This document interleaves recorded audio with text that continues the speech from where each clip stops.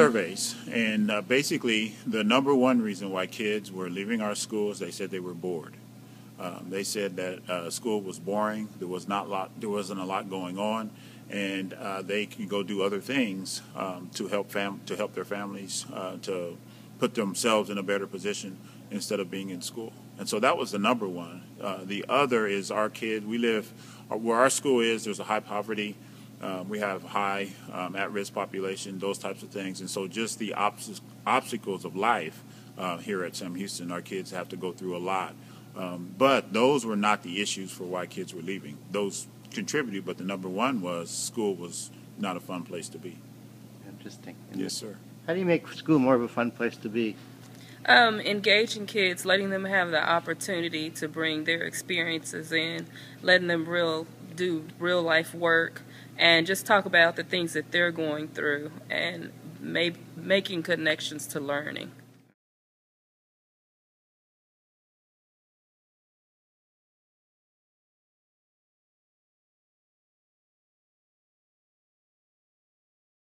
About 3 years ago, this is my fourth year, but 3 years ago, we hired a at-risk specialist. We basically had two at-risk specialists that we hired.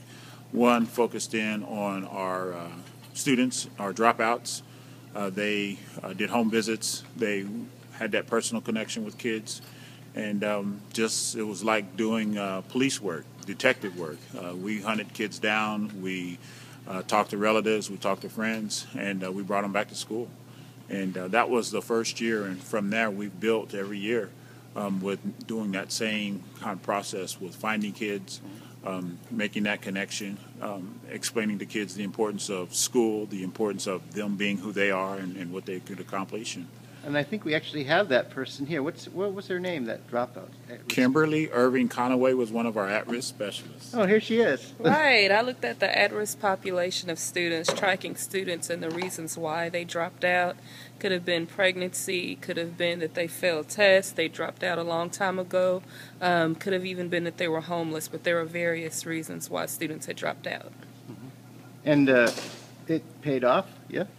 Paid off tremendously. I think it changed the whole culture of our campus.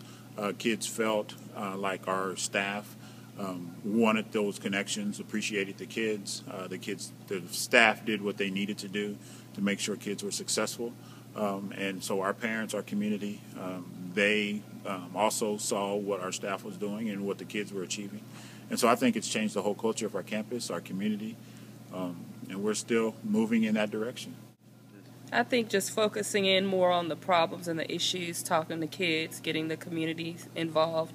We have a parent room this year from United Way, connected with what's called Eastside Promise Neighborhood. So having them in, helping a new staff of teachers as well, working with students, and then just really having like these Saturday schools like we had today and tutoring after schools. We already have a city year on our campus, so just increasing the amount of support to help kids. What would you say to other principals who are struggling with the problem you had 3 years ago? Of course, you're still struggling with it, but differently. Yeah. Know the kids.